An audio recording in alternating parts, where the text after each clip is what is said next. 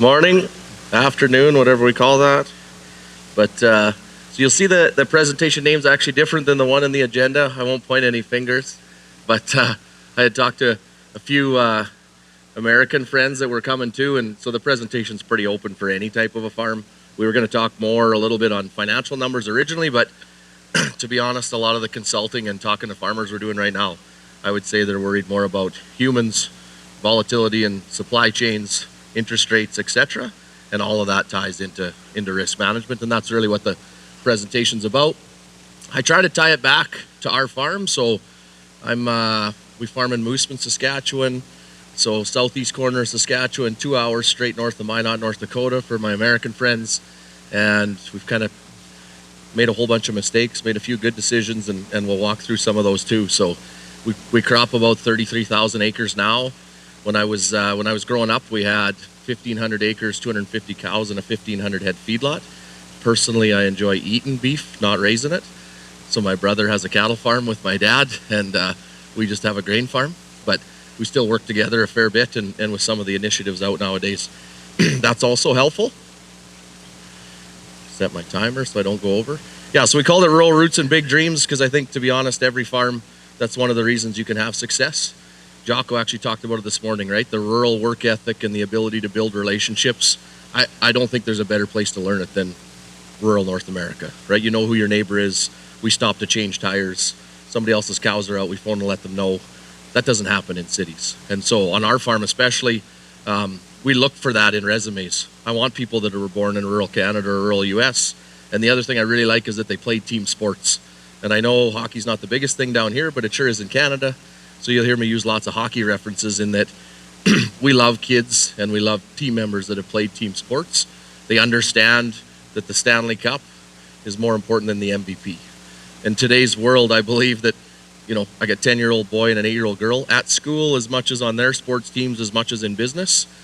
And Jocko talked about it this morning with big egos. We get too many people in this world today that care more about their, the MVP than they do the Stanley Cup, and that can wreck a lot of teams, can wreck a lot of cultures, it can wreck a lot of businesses. So I'm sure has anyone in this room seen volatility the last 2 or 3 years on their operation? Or it was just easy? Bunch of broken shoulders. John is truthful, he put his hand up. So in southeast Saskatchewan, we've been really dry or really wet. Commodity prices going up and down like crazy, same as everybody else. Lots of supply chain issues. So I would say until 24 months ago, we didn't know what seed not showing up or chemical not showing up or fertilizer prices going up and down so much you couldn't book it every week was, and now all of a sudden that's just a normal part of life. I think that type of volatility is something we need to get used to, like we've been used to in crop prices, except now it's crop prices, it's input prices, it's whether or not you can get a piece of machinery. So timing is going to become more and more critical. So I always like this graph. There's lots of different ones out there on the internet. This is actually one my CFO made about me, and he put my notes in here so I actually pay attention. But I think everybody has their goal of where they want to be by the time they retire. If retirement's something you want, it's just way more volatile and up and down than what you're used to. So for us, if you go back to point zero, we call this one kind of the year 2000. I started college in pre-med, figured out I actually don't like learning about the human body, and I really didn't like, if you're a doctor in rural Saskatchewan, you spend most of the time filling elderly women's pill bottles and visiting with them, not actually doing anything. And so that was my first summer and switched into business. So number 2 was I hated pre-med, switched to business. Number 3 was a high, finished university, thought I was pretty smart. The farm wasn't big enough for us, so I started at Myers Norris Penny, which is an accounting firm in Canada, really similar to Keiko down here. And point number 4 is when I realized I had to do 1,500 audit hours to be an accountant, which could be the most boring thing on earth. So in today's world, I call myself a recovering accountant. I'm happy with it all I learned because I use a lot of it in business principles. But it was at that time that I realized that entrepreneurship was more what I was interested in. Point number 5, passed my CPA. So it was a 3-day test, wrote 100 pages of loose leaf, lots of fun. And we started farming 1,500 acres ourselves at point number 5. I wrote down what year this is. It would have been 2004. So point number 6 Randy, you remember this? It was August 19th at about 1 o'clock in the morning, and it hit -4 degrees Celsius in the southern half of Saskatchewan, but in most of Western Canada. It's one of the worst frosts in our kind of crop history, the amount of crop that was lost. I just happened to be getting married that year too. So we had just got married, so let's be honest, we were really young and poor. So I sent my dad that year to go combine our flax, because our neighbor's flax ran 2 bushels on a half section. He didn't even need a grain truck. And somehow, I don't know if it was a different chemical or a different fertilization practice, etc. Our flax ran 20 bushels an acre and sold it for $30-some a bushel that year. So I went from like an ultimate low to what we call an ultimate high. Anyone else have a few of those in the world of farming? Right? Volatility is the reason we all do it. So then we can kind of jump to the end, and I think the last 2 years, and what we want to talk about today is that we're probably at the riskiest phase in agriculture that there's been in quite some time. And when, if you're at the coffee shop or talking to lots of farmers, I think what we hear is how much risk there is, how expensive combines are, how much nitrogen is, etc. But I think the one thing we have to remember to focus on is we probably have the biggest opportunity agriculture's ever seen. The ability to hit revenue numbers and EBITDA numbers last year, or even 2 years ago last year and this year, is better than it's ever been. And we just have to remember to focus on that. Then it was another point I liked from Jocko this morning. I mean, he talked about the ultimate of losing people on his team, right? And how he had to take that and turn it into a positive spin of that he was able to know them and what they were able to bring to the world. But I think in agriculture, we could do a better job of focusing on positives. So kind of one of our bases, for our operation and the farms we consult for, is that in order to have success, you probably should have your own definition, not anybody else's. I think lots of times we're trying to live up to some other business or some other neighbor, or, to be honest, in the world of agriculture, probably what your dad said was successful and then forgot to tell you he was proud of what you did. Not saying any dads do that, but sometimes happens. So what is your own definition of success? I wrote some of ours up here. We have a statement that hangs in the office. It says we want to leave the dirt, the financial statements, the team, the community, and the industry in a better state generation after generation. Kind of go through our core values. Everybody has these, but you maybe don't write them down. And then the real risk is you write down ones that you'd actually don't even live. So that, the interesting part of ours is we got can't is not an option. This one honestly came right from my dad, and we hire and fire people by it. I just don't think the word can't should be in the dictionary. There's just another option or a different way to tackle the challenge. Innovate and optimize. In today's world, you continually need to be moving forward, right? One of my mentors once told me that you need to remember, and I hate to use the word Ukraine right now, but he basically said, you got to remember some farmer in Ukraine got up 8 hours ago to kick your ass. And that's how we have to get up in the morning. Yes, we're all trying to feed the world, but really, in a way, we are competing against everybody that's trying to grow nutritious crops and feed the world, and always be focusing on getting better. Growth mentality. I don't know what inflation is this morning, but in theory, right, if you're not growing at least the speed of inflation, you're probably going backwards. But growth doesn't have to be in acres, right? I got friends that have value add processing, right? They might have a second business stream, whether that be consulting or insurance or community builders, I guess I should throw out there, right? Amanda's nodding her head.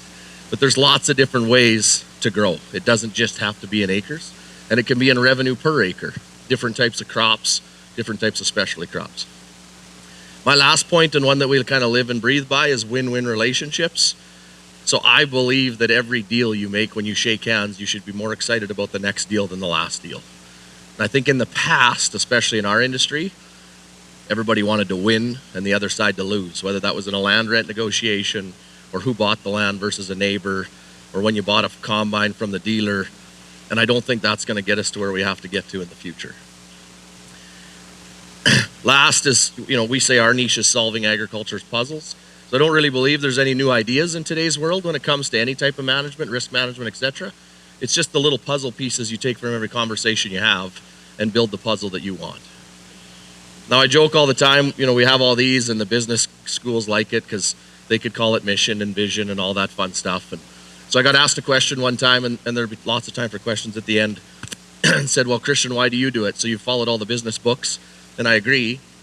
And honestly, the best statement I can come up with, right, is that I want to give my kids the chance to the opportunity to go to Harvard, but it's my job to build something cool enough they might come back. I don't care if they do, but if they get a job offer from I'll use FBN and Goldman Sachs and Facebook that Hebert Grain Ventures is actually on the table. And if they decide not to, that's no problem. But if it's not even an option, then I didn't do my job. So the first kind of piece of risk management that I talk about lots is people. Everyone in the room got really good HR, no problems. Never talk about people at all during the day. So either everyone has the same problem or we're all lying and just don't want to admit it, right? So, I think positivity and teamwork allows common people to achieve uncommon results. That's why we talk about building hockey teams versus business cultures. The reason we talk about hockey teams all the time at our business is that the captain and the assistant on the hockey team aren't necessarily the best players. They're just the best communicators, right? So they can outline the plan and how we're going to execute the plan and do a better job of maybe talking to the coach and the ref. But guess what? If the other team has a breakaway, I don't want my captain in the net. I want my goalie in the net. Right? You still have specific people on your team who are the best at every situation. And in that situation, you need them to lead. You need them to be the best and be proud of what they do. So when it comes to humans and teams, we always say communication could be our number one default. So this, once again, fancy little HR graph that lots of universities use. I have a kind of a simple story I talk about to explain communication. So point number one, you're 16 years old and single. Does it feel like you have many communication problems? No, life's easy, right? Mom and dad still pay your bills. You don't have anyone to explain when you're coming home or why you're coming home. You definitely don't have a diaper to change. Life's easy. So now we go to two lines of communication. Let's say we're 28 and we just got married. Was everybody really good at communication that day? Or did you have a few defaults? Jesus, you guys are way better than I am. It was all the days after. It was pretty good till that day, right? Yeah. Now, if we think about that, though, and then we wonder, it took you and your spouse a little while to figure out communication techniques and to be on the same page. In a lot of cases, we spend virtually as much time and effort with our teams as we do with our spouses, and yet we don't start with the same level of trust. So communication is even more important. So how are you going to build up that level of trust to have the communication? Point number three, so that's where you have three people in part of it. You can see that it's only 50% more people, but it's 200% more complex. So I call this husband, wife, and a 9-year-old baby, or 9-day-old baby. And I talked about this last night with a couple of friends, because I think the first 8 days is one of the biggest secrets in history, right? New baby, it's the best day of your life. First 8 days, all this thing does is sleep, eat, and smile at you. And then day 9, Chucky is let loose, right? Communication, another level. Every day after that kind of starts to get better. But now let's go to point 4 of communication. Husband, wife, 2-year-old, and a 9-day-old baby. Right? 10 days ago, you thought life couldn't get better. Now all of a sudden, it's a little different. A good friend of mine calls 9-day-old baby and a 2-year-old rock bottom. And every day after that gets better. I have an 8 and 10-year-old, so I agree with him completely. But I've been told when you have about a 14-year-old girl and a 16-year-old boy, you would have an argue that maybe it trends down after kind of 10 and 12. I'll have to take advice from people in the room, right? But I find it's a lot easier to think about communication and how it can cause headaches when you think about it from your family standpoint versus your team. Sometimes when it's our team, we assume because we're writing paychecks that they should just understand what we say, right? And their job description is allowed to be just do whatever I tell you to do it when I tell you to do it. But you wouldn't do that same thing with your family in most cases. I say in most cases because kind of sometimes you might. And so how can you apply some of those communication techniques, being on the same page, calendar management, etc., to your team in order to have better communication or to get the results you want? And I don't know anybody else in the room, but we just launched a new program called Farmer Coach a couple weeks ago. The number one risk by 95% of farms was all people. 1, how do we find them? 2, how do we train them? 3, how do we pay them? Right? 4, how do we keep them? And 5, I'd also like to double my size in the next 5 or 10 years, so I need twice as many. So sometimes when we think about risk management, all we think about is cost of production, interest rates, insurance programs, etc. But I don't care what your cost of production is or what your insurance coverage is. If you can't actually get the work done, i.e. execute it, you failed. So just always remember that people are an investment, not an expense, and they're your number one risk. So I talked a little bit about this already. I always kind of ask the question, right? Is land a cost or an investment? In my mind, land's like an RSP. It's a great investment. Just make sure it doesn't absolutely rip all of your cash out of your business, because then it can become a cost, right? Equipment, in my mind, is 100% a cost. There's been a couple people throw their hands up on me in the last 2 weeks and say, what about in the last 18 months where I got to use my combine for 300 hours and it went up in price? It better be an anomaly, but yes, you're right now. Depreciation was non-existent this year. And then third is the people side.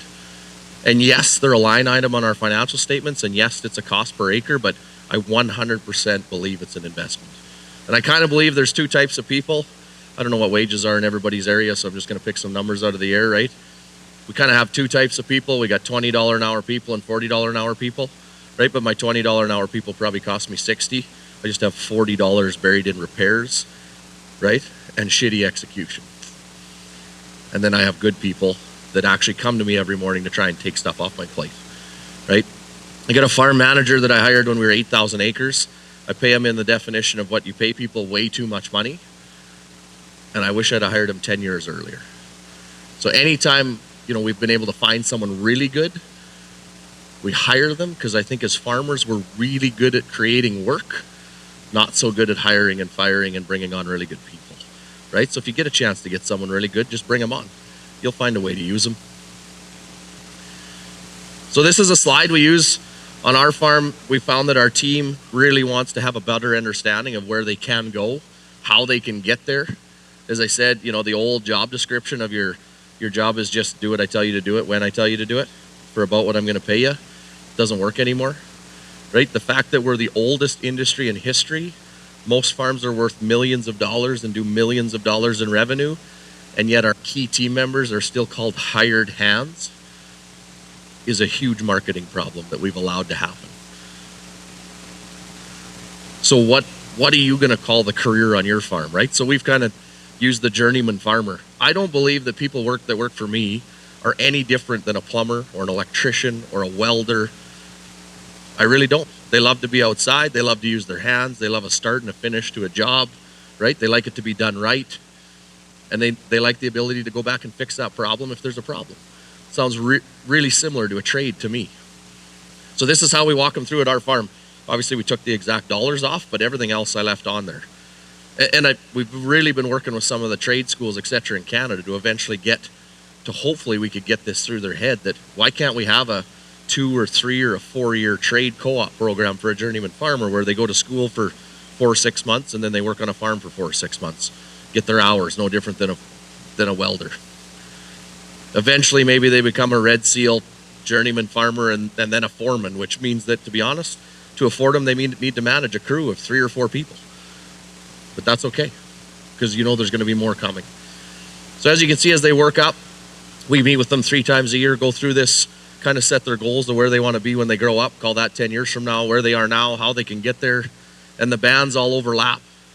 Because I have some operators, yes, their goal is to be the best, air drill, combine, and sprayer operator we have, but to be honest, they hate people. They don't want to manage people. They don't even want to check on somebody else's air drill. They just want to do their job. But that doesn't mean that they should make less money than one of my mediocre managers or average managers. They should make more, because I don't want to promote them out of what they're really good at, just because that's the way our pay bands work. So kind of what's your plan at your operation to keep those really good people, keep them engaged, and show them that there's upward mobility and to be part of it? So moving on, I kind of say that in today's world, I think change is constant. So dream big and innovate fast. I think with technology and the speed of information, what we thought was possible 10 years ago is easily possible now, right? And what are you doing to focus on the future and keep moving forward? Because I think the worst thing we can do is just absolutely stand still, right? We'll talk about it in this room. We all have neighbors that I think we would say have stood still since Grandpa had the farm. Grandpa has 20 or 30 quarters. They get to rent it for rent-free, i.e. zero. Let's say land rent in that area is, once again, every area is different, so I'm just going to use $50 to make it easy. I said they had 20 quarters, so let's use 4,000 acres. Means right? The first $200,000 of profit on their income statement is just because grandpa gives them a really good deal on a real estate business. They actually make no money farming. They haven't changed in 2 generations, really. And so where do you want to be 2 generations from now? I think it was Apple that showed this graph the first time, right? We always kind of underestimate how far we can be in 10 years and overestimate how much we can get done in the next 1 year. So I would really encourage on your risk management planning and your farm planning is make a 10-year goal. Yes, it might completely change 5 times. You might have to update it. FBN people in the crowd, do you guys have like a rolling 3-year plan at least? 10-year plan? And a 5-year? And a 1-year? And a quarterly? And then that quarterly breaks down onto Fridays. And if it goes sideways on Wednesday, you lose your mind and fix it for Friday. Okay? Okay? And so the biggest thing I want to get across is that your 10-year plan can be wrong. That's not the point. It's that your team actually understands what is the goal in 10 years. Because your people, your bankers, your partnerships all actually want to help you on your journey. But if you don't tell them what your journey is, they can't help you.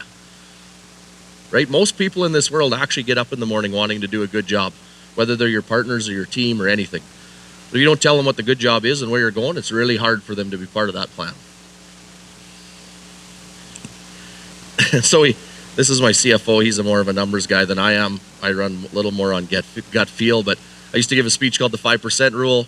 Completely stole it from my mentor, Danny Kleinfelter, because he got hurt. I don't know if Skip's in the room, but Danny's brother's actually here at the show today. So I hadn't seen him in a few years. But basically he ran through the numbers and said, let's focus on the 5% rule, but just say if you happen to pick everything right in 2022 in Canada on a canola crop. So you could have sold all your canola for $25 a bushel instead of 18. If you pre-bought all your inputs in the July of 21 versus any in 2022, your inputs were $100 an acre different. So it was 186% difference in your gross margin, right? Or your net income at the end of the year. And it was all timing. So one of the biggest risk management plans in today's world is to manage the timing of every decision you have to make. So every farm in here might be literally might be the best farm in your area. But if there's 100 decisions to be the best farm, I guarantee there's at least one farm beating you at every one of those decisions. And so do you want to have an open mind and look for that farm to learn from them or that business? I think we can learn a lot from HR, from a person that knows Subway, than we can to farm sometimes, because they have to manage, low-cost staff and turnover and how to schedule shifts. And so do you want to learn that to get better at every decision or not? So now kind of the last part of the presentation, I think really all we do is I use a lot of one-liners around the farm to explain stuff to the crew, and lots of them are pillaged from other people just like everybody else does. So this is another one we talk about all the time. The best way to have the future you want is to create it. Anyone in the room really like to be followers and feel like they're behind their neighbor all the time and just can't get caught up? I actually probably agree with this one, that nobody has their arm up. So who in this room would really enjoy it if every one of your neighbors got asked about you, they would say they're the most progressive farm in the area and I really respect them? Nobody? Everybody does, right? I'm not saying that 50% of those people don't like you, but they answered you're progressive and they respect you. In order to do that, you have to create something that they want. But really all you're just creating is what you want. So it kind of goes back to that, have your own plan. Don't use somebody else's plan. And chase that plan. I kind of call it being addicted to the game. So once again, who in the room's played team sports when you were younger? Virtually everybody. It's a really high correlation with entrepreneurs, especially in agriculture. Who got up way too early on a Saturday to play team sports when you were young? Everybody. Whose parents let you miss a day of school because you were sick or it was a snow day, and yet magically you still got to your team sports activity that night?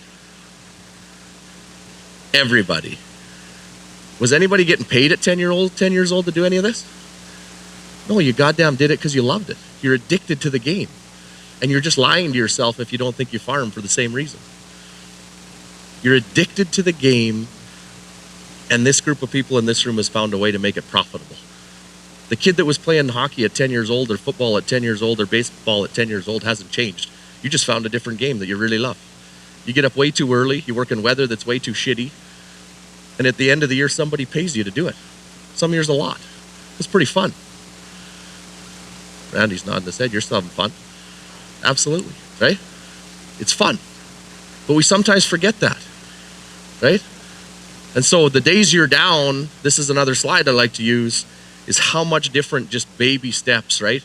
5% changes, incremental changes can make to your business at the end of the year. So once again, when someone brings up risk management or strategic plans or 10-year planners, they don't have to be complicated. Right? What did Jocko say this morning? Like, just keep it simple. If everybody can't understand it, it's a waste of time. So I don't care if it's FBN or your farm, if your 10-year strategic plan is 200 pages long, it can go right beside your treadmill collecting dust with a towel on it. It's a waste of a piece of paper. But if it fits on one piece of paper, and even better is in your language, using your one-liners or whatever it is that your crew uses, then everybody will remember it, right? And if it's an acre target, maybe your acre target's 15,000 acres by 2030, right? Or maybe it's that we've got 5 new team members by 2030. Get a bunch of little targets that everybody understands, and these little changes will start to happen. So same thing, 5% goes back to the Moneyball theory. We were just talking about it at lunch, actually. These little changes don't actually require a big budget either, and the Moneyball movie and book are a really good explanation of that, right? If you get highly focused on simple plans, you can execute at a pace better than all of your competitors. So the last piece I kind of think is really important when it comes to strategic plans and risk management plans is your mindset and you as the farm manager. So the number one piece of risk management that you have on your farm is yourself. You make the decisions, you set the strategy, you're the leader, the team's gonna follow you. So this is the pot calling the kettle black. Do you take care of yourself? So I go to a coach called Strategic Coach in Toronto. The reason I went is they're really big on let's call it work-life integration.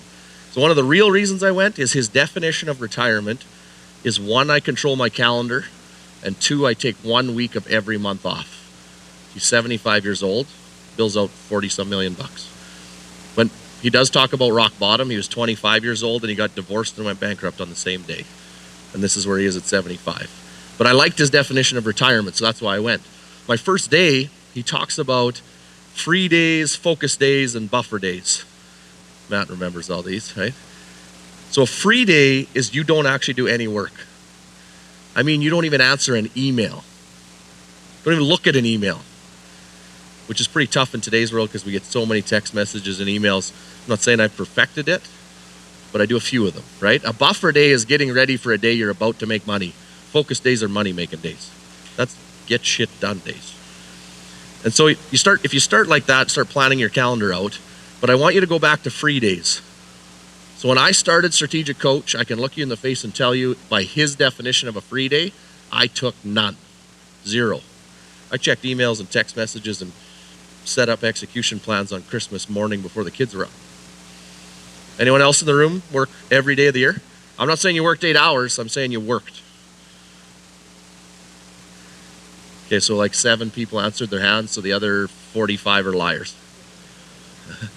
Not all your wives are here, you can tell me the truth. Sorry for the wives in the room. Right? The issue is in today's world, when we're as connected as we are, you might only work for 2 minutes. But if that 2-minute text at 6:30 in the morning or 2-minute email was a garbage fire, your whole day is a garbage fire. So you might think, or you might lie to yourself that I just took a free day, but you didn't. Your body was on a free day and your brain thought about that problem all day, right?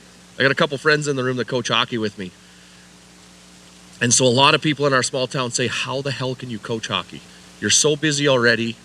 And then you go out there and you're on the ice 10 hours a week with 10-year-olds and 14-year-olds. It's chaos. No, it's heaven. Because my phone's in the dressing room. Every problem that I have on the ice is solvable. And they listen and they care and they're energetic and it's infectious. It's my free time. I love it. Right? I learn more about creating teams from 10-year-old hockey players than I do from adults. Because 10-year-old hockey players don't lie to me. 10-year-old hockey players are 100% passionate about what they do. They're not stuck in a job they don't want. There aren't any other factors. They're just there because they want to be and they love it. 10-year-old hockey players love it when you get them on the perfect line. They come to the bench and be like, did you see that pass? I didn't even yell at him that I was going to make that pass. He was just there. That's no different than building our teams at our farm.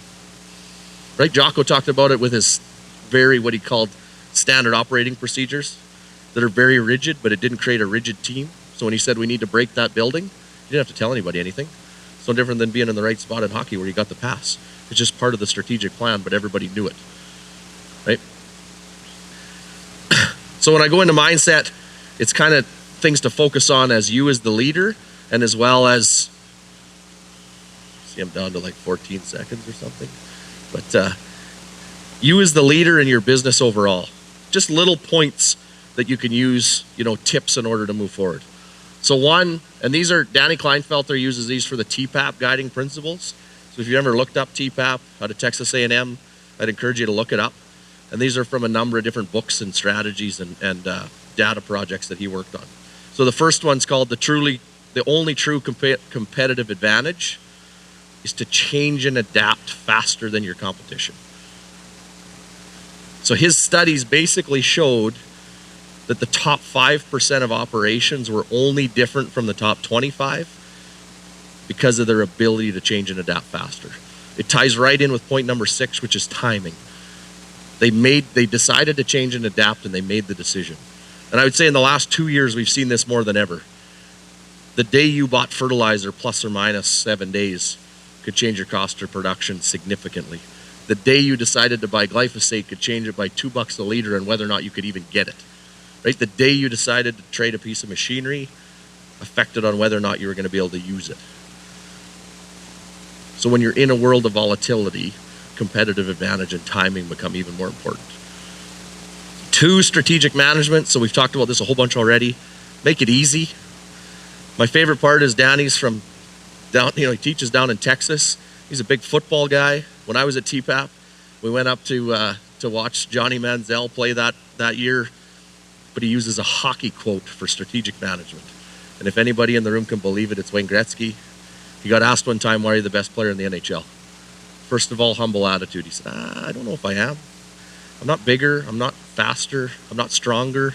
I definitely don't have a good shot. It's one thing I am pretty good at. I usually go to where the puck's going to be instead of where the puck is. And so that's all Danny ever uses on strategic management anymore. What is your strategic plan so that you're going where the industry's going, not stuck where the industry was? 3 is analyzing data. So I don't know if anybody else is sick of the word data in agriculture right now, but like it's been a carry-on hangover for 10 years.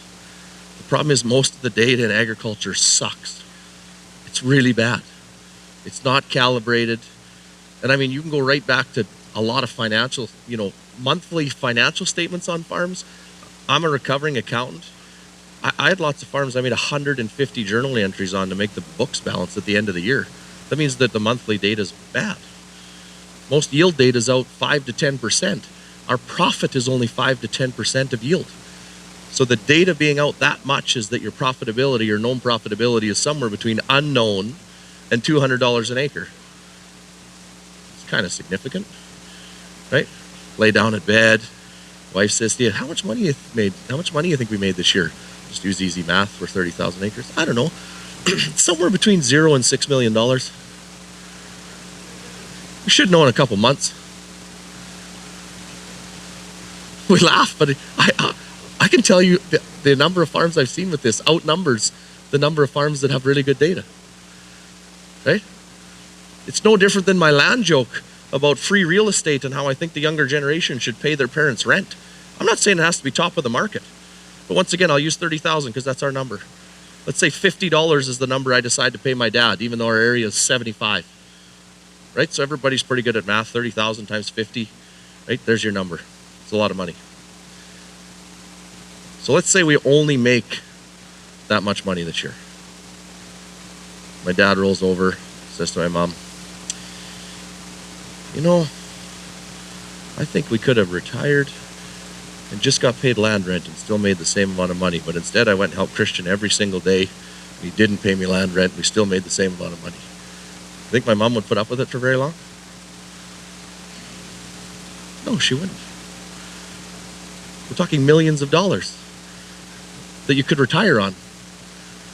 Now here's the best thing though. I understand that as parents or as business owners, we want to see our business succeed. But did we teach the younger generation a lesson that if on my 30,000 acre farm we're in trouble and we're maxed out at the bank and I need $1 million to get prepaids done? Yes, I still said prepaids. Things aren't that bad if you can pre-buy stuff. And I have to go to my dad and say, hey, is there any chance you'd reinvest that $1 million back into the farm that I paid you for rent?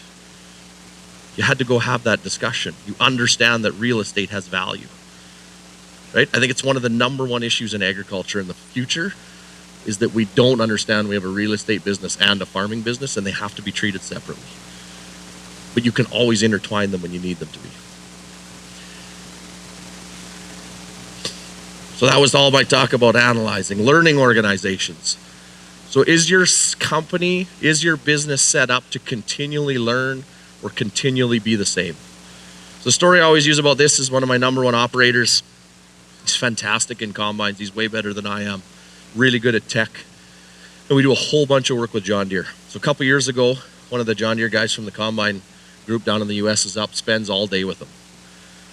And I mean, you can tell they have, at that time, this would have been an S790 dialed in.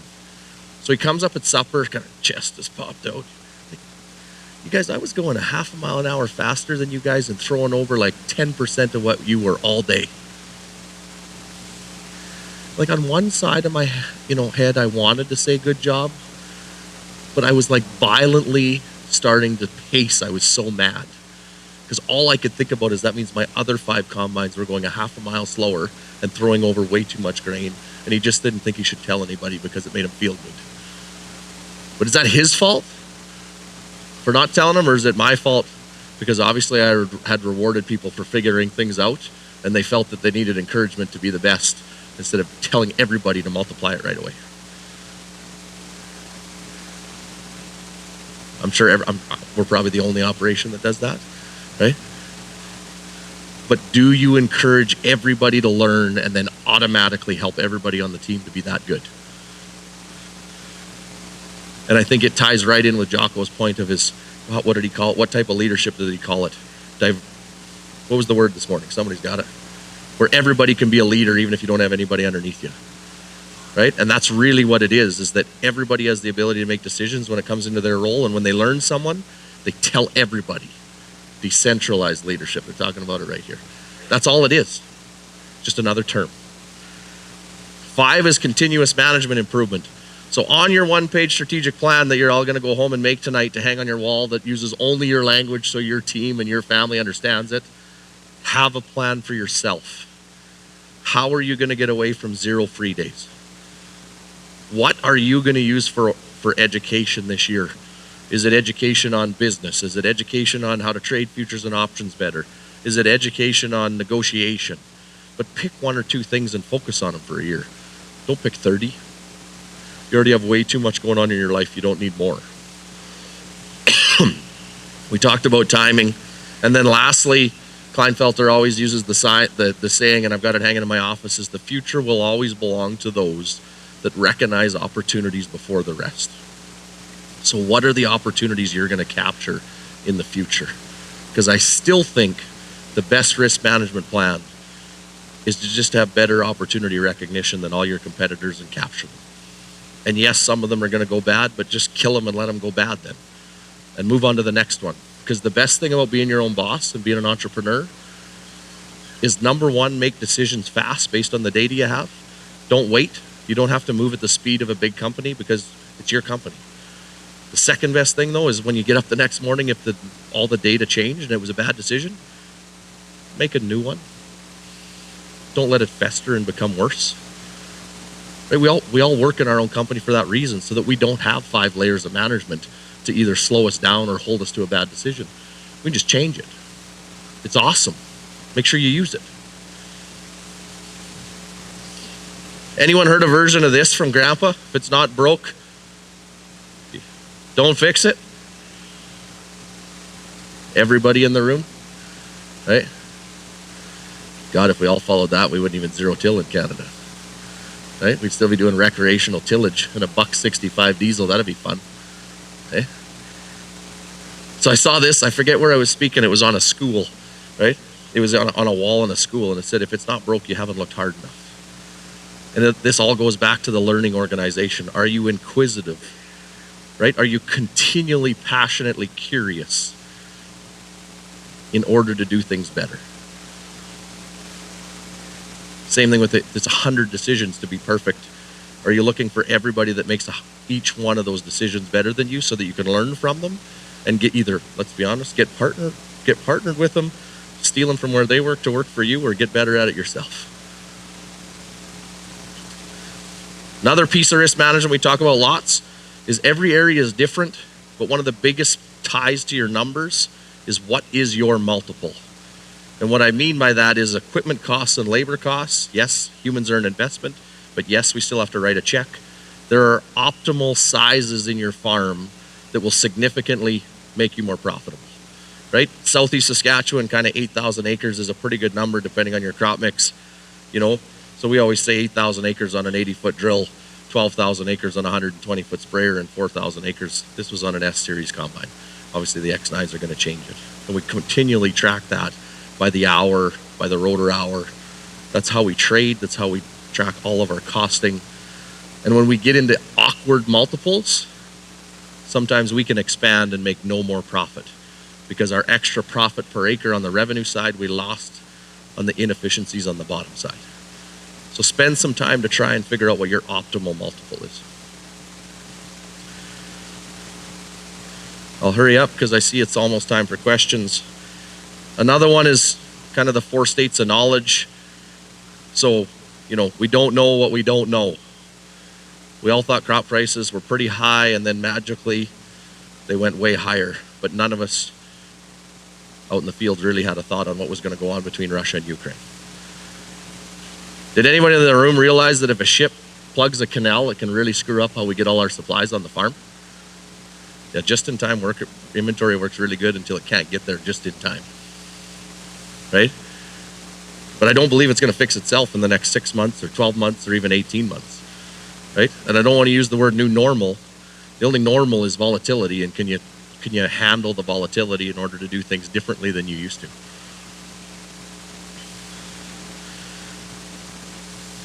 So going to a data and your multiples, I think it's getting easier and easier, and the data is getting better and better to start really focusing on your equipment utilization and efficiencies.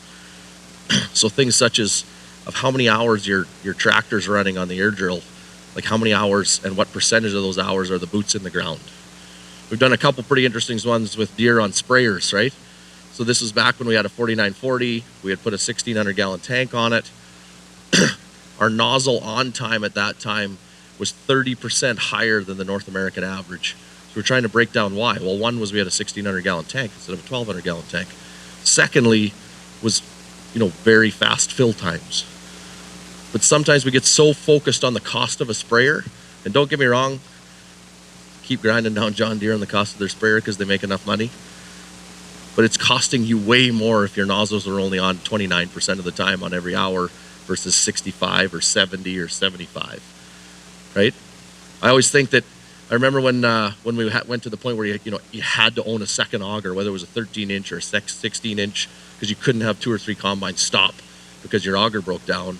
And now we're to the point that, I think I'm going to keep an extra grain cart around, because if I have a grain cart go down, my combines become that much less efficient. And if you're going to have 6 or 7 or 8 or 9 million tied up in your harvest fleet, is $150,000 or $200,000 tied up in a spare grain cart really that a big deal?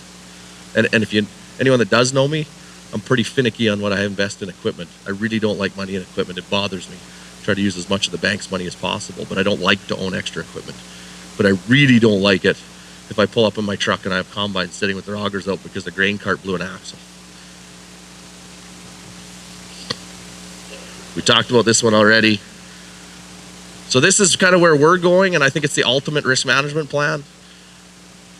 It's one thing my coach talks about all the time. So we want to have a self-managing farm, a self-managing business. So if you die tomorrow, does your operation go on? Right? Is there a written succession plan? Do you have one person picked to be the main leader? Because if you have 4, it's not going to work. Somebody has to have the power in the end. You can have 3 managers underneath that person. Do you have somebody to manage each division? And lastly, is that what you want? Do you want it to go on? Or do you just want it to end? Because you'll have enough equity that if it gets sold, I guarantee your family and the next generation is just fine. It's just whether or not you're happy with that. And if you want it to move on, are you putting those pieces in place so it can?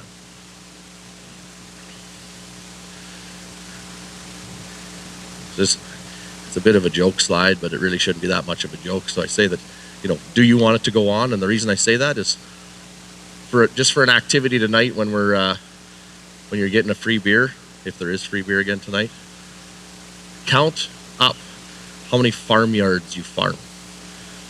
Or next time you're having coffee with your dad or your grandpa, Kevin, this would be a good one for you, right? Just make a note. How many neighbors when you were, when your dad and your grandpa were young that you farm now. So don't lie to yourself that consolidation isn't happening. Don't lie to yourself that farms don't die. They do. But it's not just farms. It's small businesses. It's everything in this world. If it doesn't change, it goes away. But a real easy way to make that hit home for you is how many farms do you farm? Last time we did it, it was 29. I haven't done it for 6 or 7 months.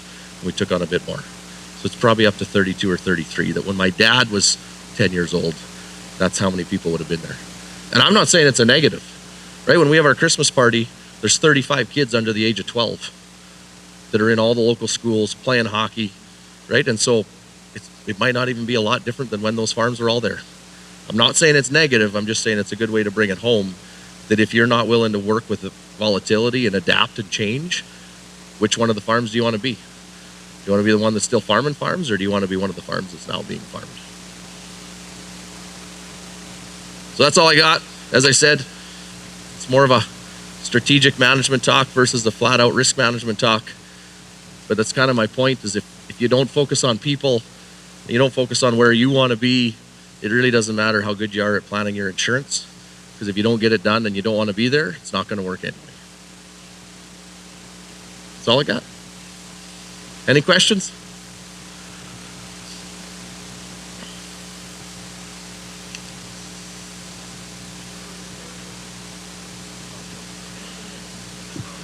Justin Luton in Colorado. We talked earlier a little bit. When you first started working backwards for your multiples, how did you start that process of looking backwards at? Because it's going to vary for every farm and every region and such.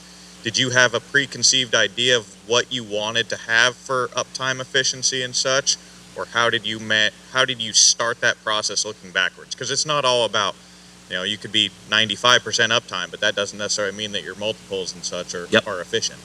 Yeah, so we started with, kind of where we are. We want to be able to seed in 20 days and harvest in 40. So we started with how many days we have available in our minds to get the job done. And we also know out of the 20 and 40, we're going to lose a few to weather. So it's probably really only 16 days of operating and seeding, and let's call it 35 days out of the 40 in harvest. So we started with how many days we had. Then we broke it down to how many hours we were going to operate, right? So in harvest, to be honest, we run from 9 in the morning till about 9 at night. So there's our combine hours. Seeding, we run 24 hours a day. Then we went back the next step to what our optimized uptime was. How many acres per hour could we get done, or what percentage of engine hours were we going to run? And then that tied back to, then the last piece was size of equipment. And then we were able to build our multiples off of that. And so on our drills, to be honest, it was when I was in TPAP, so I was 24 years old. And as I said, Danny Kleinfelder is one of my mentors, and I had thought I had this great idea that we were just going to expand a little bit north and south because it was really good for risk management and, you know, storms go side to side. And he asked me two questions. He goes, well, are you going to start using that $1 million drill more than 15 hours a day? And two, have you ever thought expanding into a different country? Because really our biggest risk is policy. And so if you really want to match risk management, you should have mimicked operations in different countries. And those two statements from Danny have stuck with me a long time. And it's really kind of one of the main reasons we switched to 24 hours. Some people call us crazy. On the other side, I can tell you that our hours worked per human in seeding has trended down every day from 2004 to 2022. My crew works less hours per day now than it has in history in seeding. Kristjan, this is Jeremy Jack from Mississippi. What KPIs do you use for the crew, and then also how do you educate them on that and transfer that information to them in the growing season? Yeah, so we use we implemented a system called EOS. It's called the Entrepreneurial Operating System. There's really good books on it. The first one's Traction. There's another one called Get a Grip. So that system is how do we transfer and communicate information to our team. So we have a Friday scorecard that we use. Really, it's the top 12 metrics that runs our whole business. I hardly even look at financial statements anymore. And so then we break that down in seeding to go to daily statistics. So in the daily statistics, we have the first metric everybody wants to know is how many acres did we get today? But I also don't want them to just speed up the drills. So we always do average speed of each unit and how many acres it was. And we have a goal for the whole group. So my big thing is like every drill doesn't have to win every day. If one drill has a bad day, we need the other three to have perfect days, right? So there's our one statistic. The other thing we always share is how many hours of overtime did we pay that day and how many 16-hour days were worked yesterday. My big thing there is that so we pay overtime on our farm. No, we don't have to. The reason we do it is twofold. One, it forces my managers to actually train other people. Otherwise, they just get the best people, or what they feel the best people is to do all the work all the time. So if it costs them more money and hurts their bonus, magically they decide to fix it. And two, I really like spouses to see in seeding and harvest that they just made the most money, and that's what bought the quad and the trip to Hawaii. So we pay hourly and we pay overtime because I want those checks to be really big, right? 16-hour days. The reason we started tracking that is I think humans can work 12 to 14 hours every day for 30 or 40 days and honestly not miss a beat, especially if they're with a good team. The minute they work one 16-hour day, be careful, the next day they're going to be a bear. And then the minute they work two, I actually don't even want them around for safety reasons, for what they can do to the crew, etc. It's like night and day. So our 16-hour day metric, because we track it now, I can't remember exactly, but 4 or 5 years ago was when we first implemented EOS. We were pushing like 150 16-hour days a year. And I think this year, the last scorecard on Friday, we were at 31, and I was 24 of them. And my 24, pot calling the kettle black, my crew gets to call me out on it, but I really struggle in seeding because I follow it around. I got houses at each of my locations. And I, to be honest, I still have a huge guilt factor. When you're running 24 hours, the hardest part I find to deal with is as the boss, I feel so guilty that I have people out there working in the middle of the night or, in the middle of the afternoon and I'm not there. So after I sleep for 5 or 5.5 hours, I'm probably going to put my coveralls on and go out there. And so to get my 24 down below 15 is probably going to be tough. But if we get down to only 15, 16-hour days on our farm, I'll consider it a win.